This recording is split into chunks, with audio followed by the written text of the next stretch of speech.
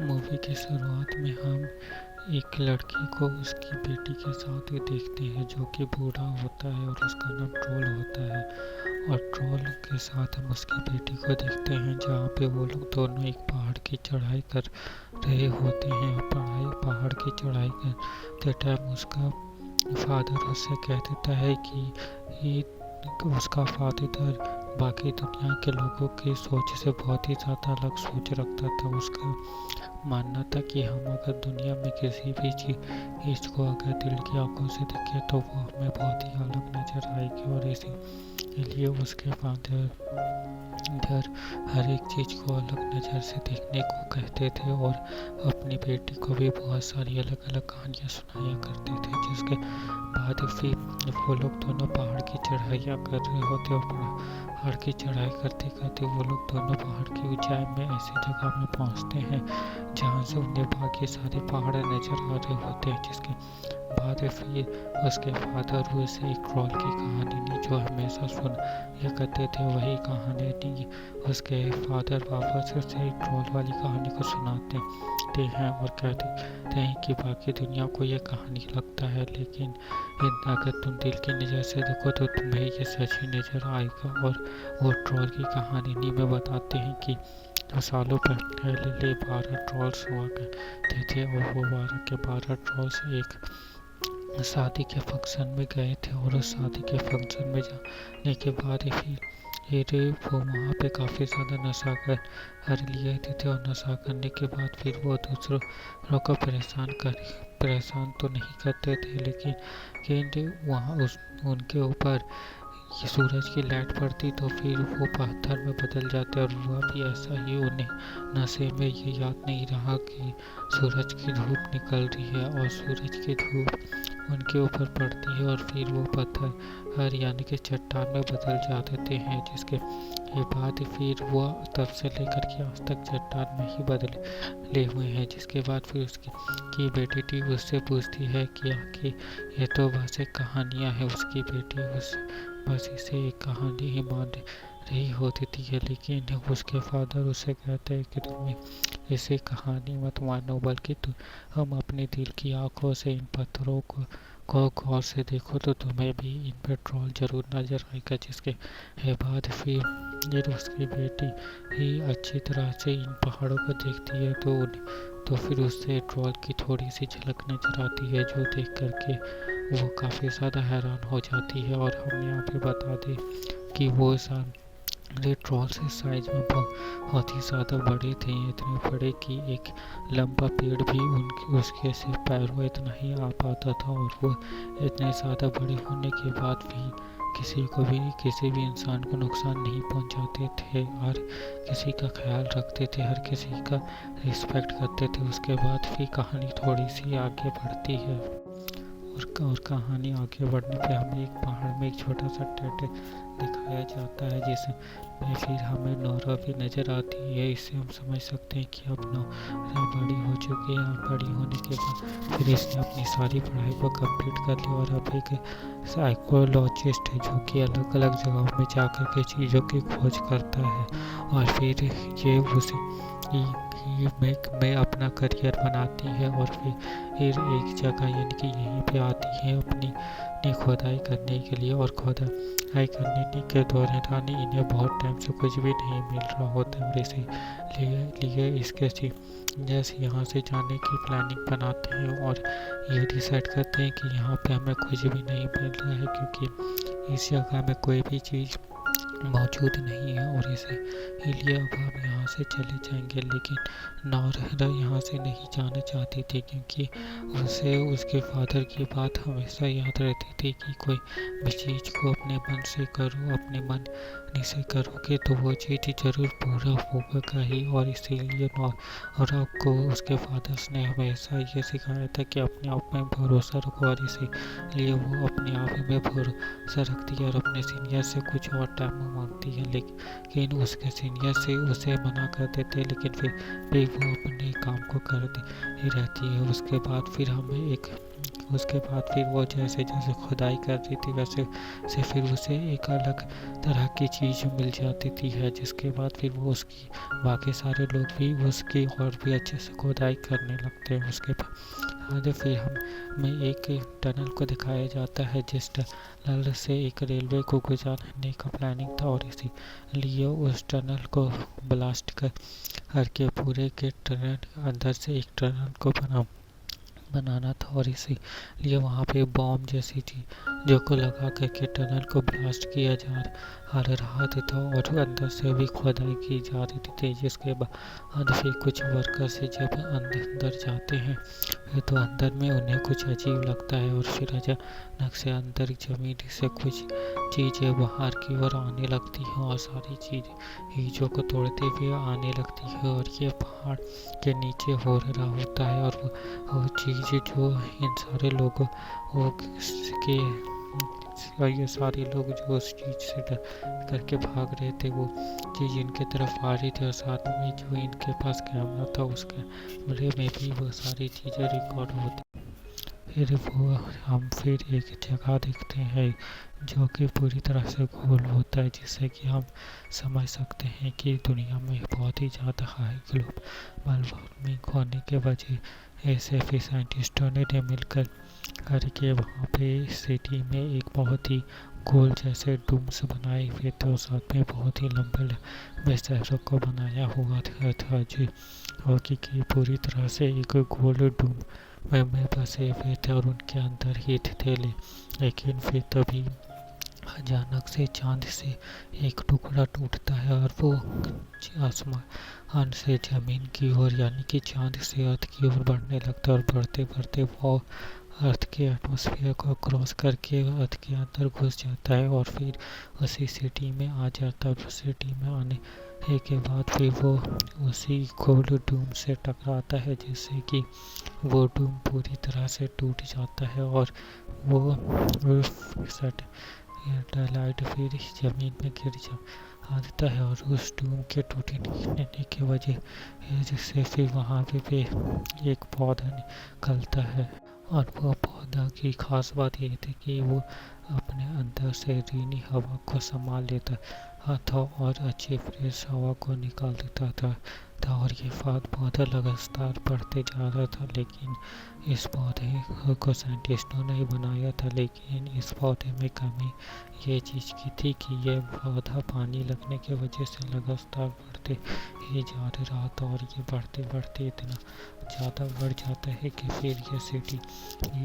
की ही बाकी सारी चीज़ों को तोड़ने लगता है, और सिटी के ही नुकसान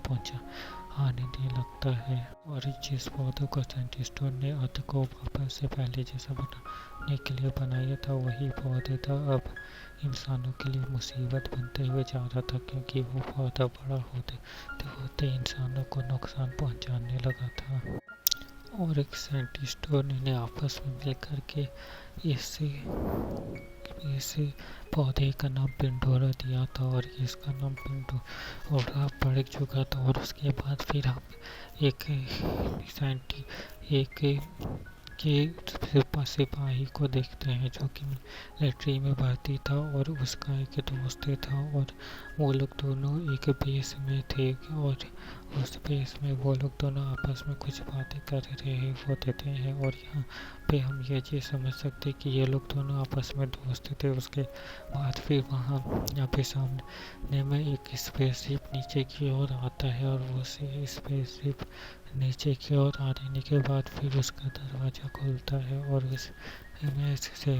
बहुत सारे सोल्जर बाहर निकलते हैं, और वो सारे सोल्जर को वो सोल्जर जाकर के सल्यूट करता है, और उसके बाद भी वो सारे सोल्जर अंदर जाने लगते हैं। उसमें से एक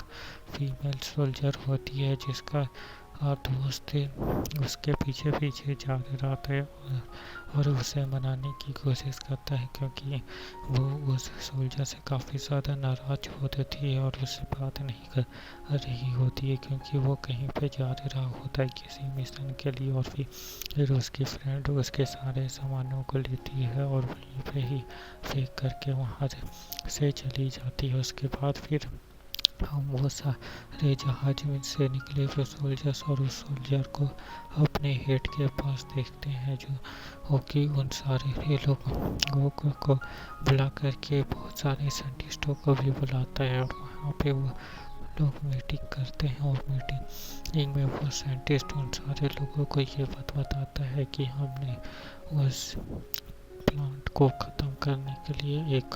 वायरस को बना लिया है और उस वायरस को उस प्लांट के बीचों बीच ही जाम करके फोड़ना होगा, तभी वो प्लांट के अंदर जैसे ही ये वायरस घुसेगा वैसे ही उस प्लांट की सारी पावर ख़त्म हो जाएगी और वो प्लांट बढ़ना रुक जाएगा। और उसके आ रही थी जिसके बाद फिर ये बात मिलिट्री के हायर कमांडर लोगों को पता चलती है और गवर्नमेंट को भी ये बात पूरी तरह से पता चल चुकी होती है। और इसलिए गवर्नमेंट इसके बारे में थोड़ा रिसर्च करने के बारे में सोचते हैं और गवर्नमेंट इसके बारे में रिसर्च करने के लिए एक टीम को बना देते हैं। और उस टीम में मीटिंग होने वाली थी और उस मीटिंग के लिए उसी लड़की को भी चुना जाता है क्योंकि वो काफ़ी ज़्यादा होशियार होती है। जिसके बाद वहाँ पे एक काम वहाँ पे फिर मीटिंग के लिए हेलीकॉप्टर से उस लड़की को लाया जाता है और फिर यहाँ पे मीटिंग शुरू होती है, जहाँ पे वो सारे के सारे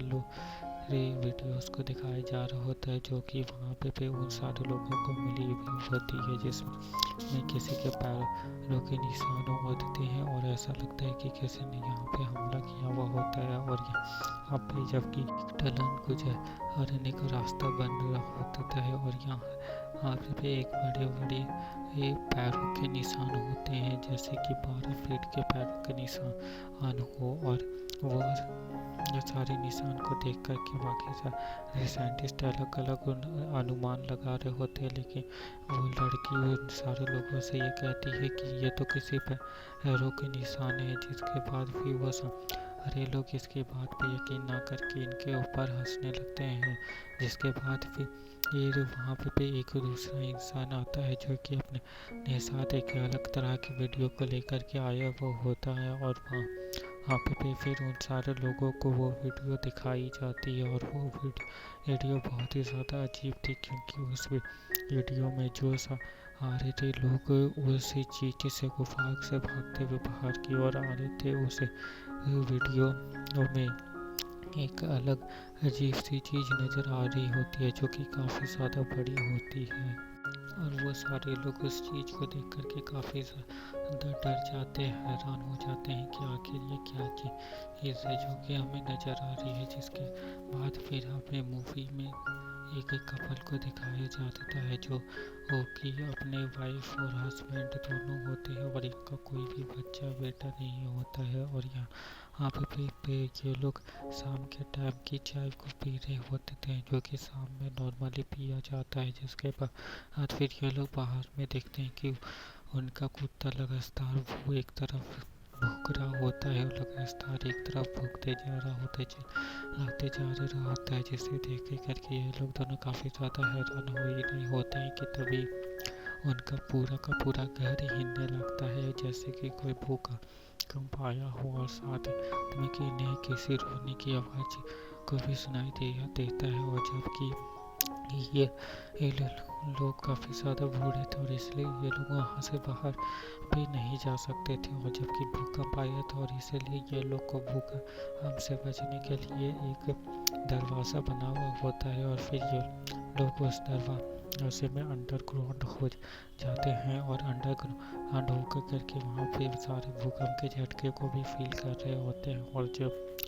ये अंडरग्राउंड जगह से बाहर आते हैं तब ये देखते हैं कि इनका पूरा का पूरा घर अब टूट करके बर्बाद हो चुका है। अब इनका घर में ज़्यादा कुछ भी नहीं बचा होता है और अब इनका घर रहने लायक नहीं होता है। और जब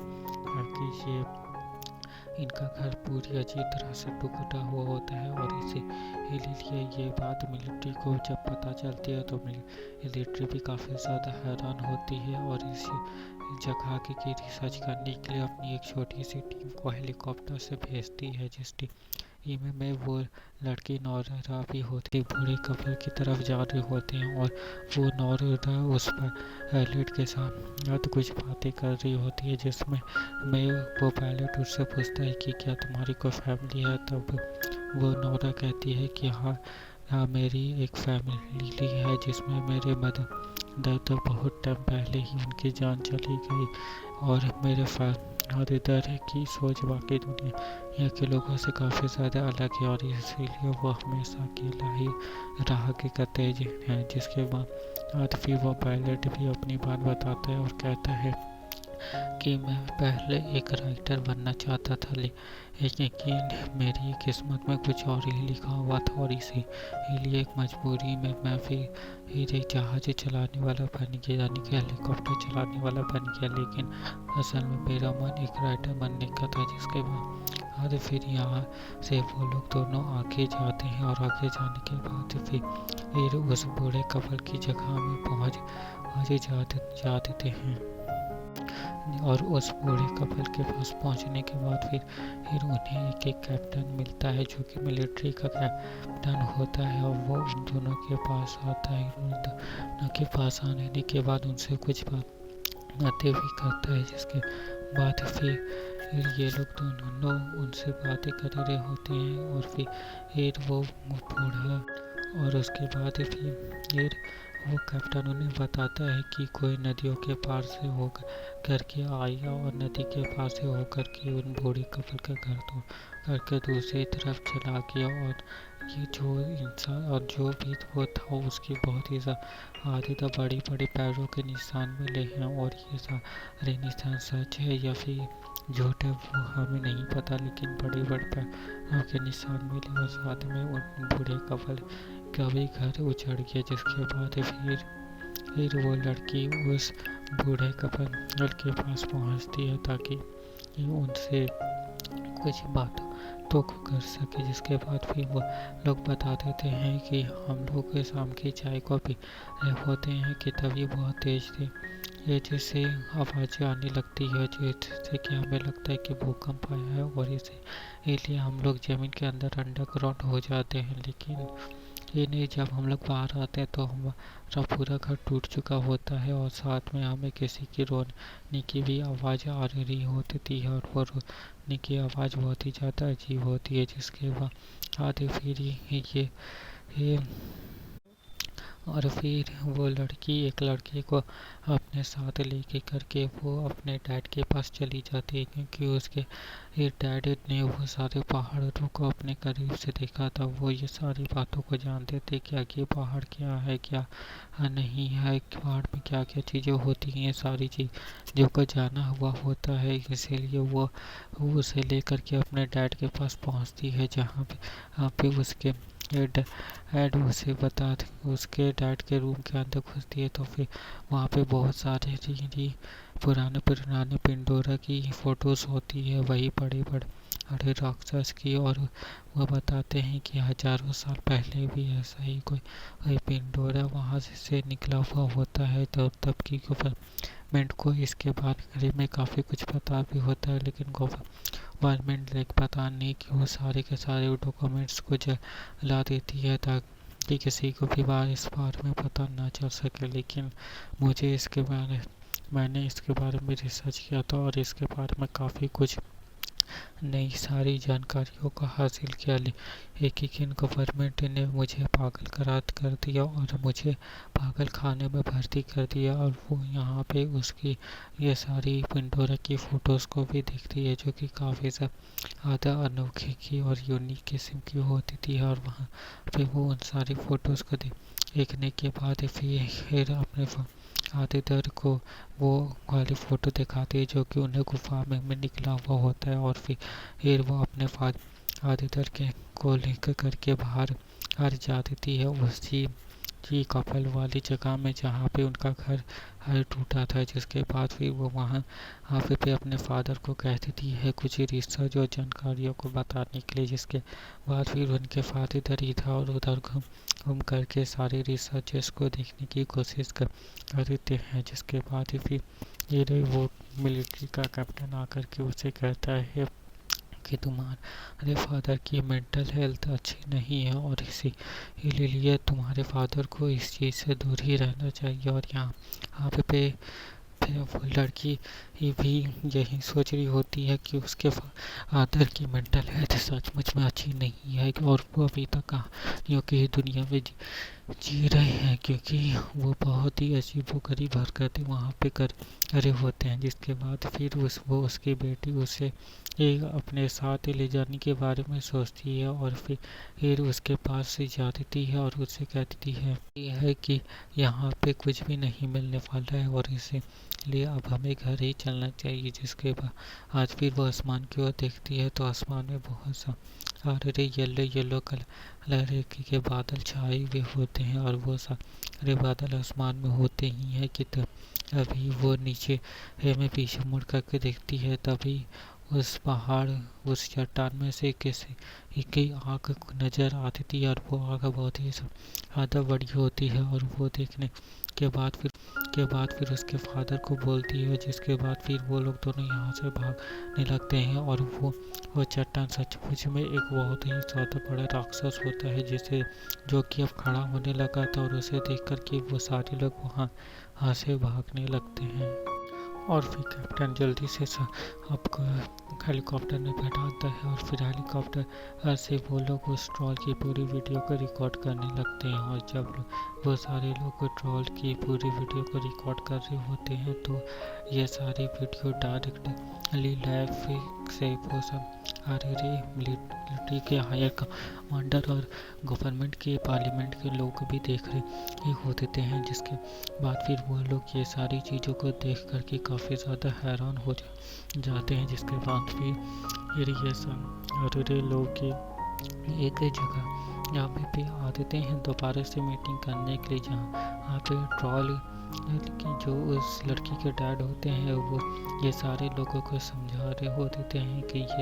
ये ट्रॉल है और ये लोगों को नुकसान नहीं पहुँचाता है और अपनी सारी कहानियों को बता रहे होते हैं। लेकिन इन गवर्नमेंट के लोग इसे पागल सोचते हैं और इसे यहाँ से निकाल देते हैं। और फिर उसकी बेटी भी यही कह रही होती है कि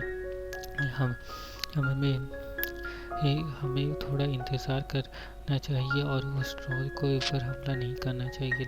लेकिन गवर्नमेंट के लोग कहते हैं कि हम उस ट्रॉल के ऊपर हमला करके देंगे ही, क्योंकि अगर हमने उसके ऊपर हमला नहीं किया तो हो सकता है कि वो बाकी सारे इंसानों को नुकसान पहुंचाए और इसलिए हमें उनके ऊपर हमला करना होगा। जिसके ये बात फिर वहाँ पे वो सब और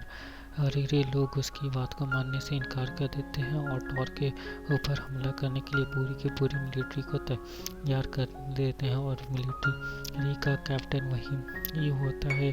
जो कि उस लड़की के साथ होता था पहले भी था। तो फिर वो लड़की उस मिलिट्री के कैप्टन के पास से जाती थी और उसे कहती है कि अब तो मिलिट्री एक्शन लेने वाली है, उस ट्रॉल के ऊपर हमला करने वाली है और इसीलिए तुम मुझे भी अपने साथ ले जाओ। पहले तो वो मिलिट्री का कैप्टन उसे अपने साथ ले जाने से मना कर देता है क्योंकि गवर्नमेंट के हायर ऑफिसर इसकी एज की इजाज़त नहीं दे रहे होते हैं। लेकिन फिर उसके रिक्वेस्ट करने पे वो मिलिट्री का कमांडर मान जाता है और उसे अपने साथ ले जाने के लिए हाँ कर देता है। जिसके बाद फिर वो भी उसके साथ ही आती है और वहाँ पे पहुँचने के बाद फिर सारे के सारे मिलिट्री उसे इंसान के उसे टूम के को चारों तरफ से घेर लेते और यहाँ पे वो लड़की और उसका फादर भी हो जाता है और उस टूम को पूरी तरह से चारों तरफ से घेर करके वीडियो वो भी उन सारे हायर लीडर्स को दिखाई जा रही होती है। जिसके बाद फिर वो वहाँ पे वो लड़की और उसके फादर होते हैं, जहाँ पे फिर उसके फादर उससे माफ़ी मांगते हैं कि मुझे माफ़ कर दो, मेरी वजह से तुम काफ़ी ज़्यादा अकेली रही हो हमेशा साथ से और तुम्हें ऐसा लगता होगा कि तुम्हारे भी कोई फैमिली ही नहीं है। लेकिन उसकी बेटी उससे कहती है कि नहीं, अभी भी आप मेरे साथ ही हो। जिसके बाद फिर वहाँ पे वो लोग देखते हैं कि अब वो टूम उनके सामने आ चुका है और वो काफ़ी ज़्यादा बड़ा खड़ा हो देता है, जिसके बाद भी वो टूम आगे आगे करके एक जगह में रुक जाता है और उस जगह में रुकने के बाद भी फिर वो कुछ भी हलचल नहीं कर रहा होता है। लेकिन मिलिट्री के हायर कमांडर और प्राइम मिनिस्टर सब उस टूम के ऊपर हमला करने का ऑर्डर दे देते हैं, जिसके बाद फिर उस उनके ऊपर लगातार मिसाइल गोली ये सारी चीज़ों से हमला किया जाता है। लेकिन ये सारी चीज़ों से उस टूम को तो कोई फ़र्क नहीं पड़ता, क्योंकि उसे ये सारी चीज़ों से चोट नहीं लगती। लेकिन उल्टा है वो टूम इन सारी चीज़ों से और भी ज़्यादा गुस्सा और नाराज़ हो जाता है, जिसके बाद फिर वो टूम उल्टा इन्हीं सारे सोल्जर्स के ऊपर हमला करके इन्हें मारने लगता है। इनके हेलीकॉप्टर्स को तोड़ता है, इनके सोल्जर्स को मारता है और बहुत सारे लोगों को मारता है, और जिससे कि बहुत सारे सोल्जर्स यहाँ पे मारे जाते हैं और बहुत सारे सोल्जर्स भी वहाँ पे चुप करके बैठे हुए होते हैं, जिसमें से एक सोल्जर जो होता है वो क्रिश्चियन होता है। क्रिश्चियन होने की वजह से वो जो टूम होता है वो क्रिश्चियन को स्मेल करके ही अगल कौन कितने क्रिश्चियन है वो और वो कहाँ है, ये सारी चीज़ों का वो पता लगा लेता है, और इसीलिए वो उस क्रिश्चियन को उठाता है और उसे खा जाता है। जिसके बाद फिर वहाँ पे वो सब अरे लोगों में जो उस लड़की के फादर होते हैं वो उस टूम के पास जाते हैं और उसे कहते हैं कि तुम ये सारी चीज़ों को मत करो और तुम शांत हो जाइए, सारी चीज़ों को मत करो। जिसके बाद फिर वो टूम इसके फादर को देखता है और इसके फादर को देखने के बाद फिर वह काफ़ी शांत हो जा देता है। लेकिन वो शांत होता ही है कि तभी भी फिर मिलिट्री के लोग दोबारा से उसके ऊपर हमला करने लगते हैं, जिससे कि वो दोबारा से गुस्सा हो जाता है और उन मिलिट्री के लोगों को मारने लगता है। और वो उन मिलिट्री के लोगों को मार ही रहा होता है कि उससे गलती इससे उसके फादर की भी जान चली जाती है। जिसके बाद फिर उसकी बेटी उसके पास आ देती है, और फिर यहाँ पे हम टूम को भी देखते हैं, जिसे देख करके ऐसा लग रहा होता है कि उसे उसके फादर की मौत का अफसोस है। जिसके बाद फिर यहाँ पे उसके फादर को काफ़ी ज़्यादा गहरी चोटें हुई होती थी, और यहाँ पे उसके फादर अपनी लाइफ के आखिरी सांसों को गिन रहे होते थे, और उसकी बेटी नोरो के डैड को काफ़ी ज़्यादा चोट आई हुई होती है, और वो कहते हैं लॉर्ड नोरो और विलेज, जिसके बाद फिर उनकी जान चली जाती है। जिसके बाद फिर वो जो नोरो होती है उसका इस दुनिया में कोई भी नहीं होता है, क्योंकि उसका इस दुनिया में वो आखिरी उसके फादर होते हैं जो कि अब मर चुके होते हैं। जिसके बाद फिर वो वहाँ पे और उसके बाद फिर यहाँ पे वो उन सारे मिलिट्री के कैप्टन्स के साथ कोई मीटिंग करती है, जिसमें वो बहुत सारे टूम्स के ऊपर रिसर्च करती जा रही थी, और बहुत सारे टूम्स के ऊपर रिसर्च करने के बाद उसे समझ में आता है कि वो सारे टूम से चर्च की घंटियों से नफरत करते थे, और उन्हें चर्च की घंटियाँ बिल्कुल भी पसंद नहीं होती है। जिसके बाद फिर वो ये प्लान कैप्टन के साथ मिलकर के ये प्लान बनाती है कि वो चर्च की घंटियों को यूज़ करेंगे उन सारे टूम्स को रोकने के लिए, और उनके सामने जाकर के चर्च की घंटियों को बचाएंगे। जिसके बाद फिर वो कैप्टन भी उसका साथ देता है, और यहाँ पे वो लोग अपने हायर कमांडर के पास जाते हैं इसकी परमिशन लेने के लिए। जिसके बाद फिर उसके हायर कमांडर वाले लोग कह देते हैं कि ठीक है, अगर तुम्हारी ये प्लानिंग सक्सेसफुल होता है और इससे बहुत सारे लोगों की जान बच सकती है, तो हमें एक मौका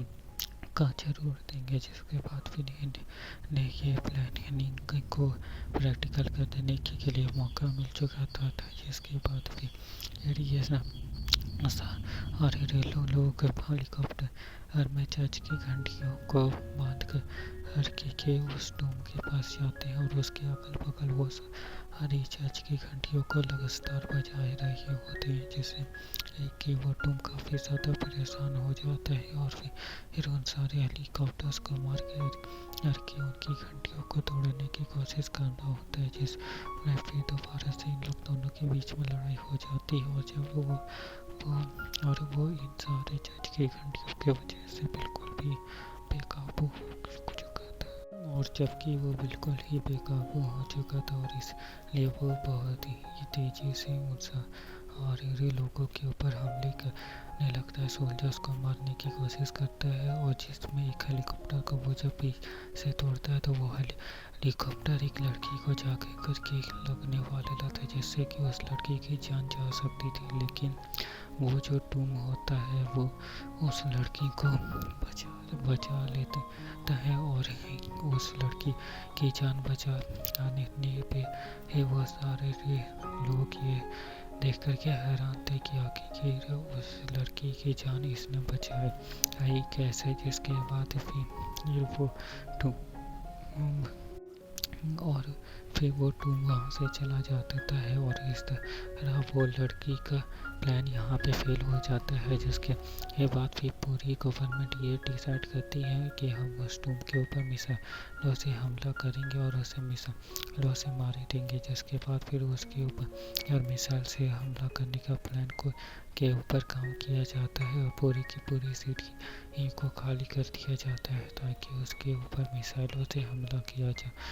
सकेंगे। और फिर गवर्नमेंट ये ऐलान कर देती है कि हम उनके ऊपर मिसाइलों से हमला करेंगे, जिसके